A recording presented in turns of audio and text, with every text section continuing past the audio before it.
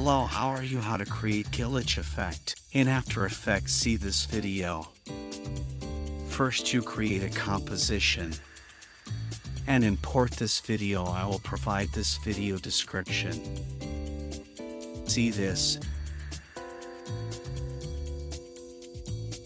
Off this layer, you write random text. I write subscribe like this.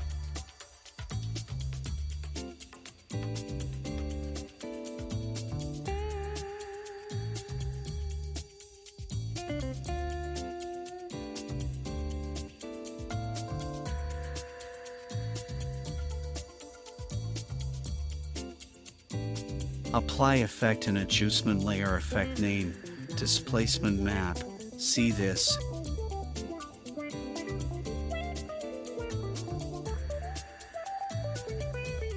Drag and drop.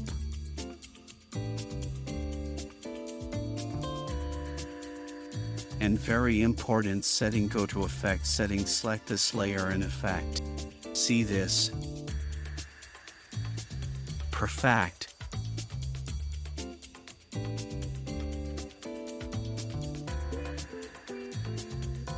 Your choice which type of glitch. Change the effect setting and pick your choice.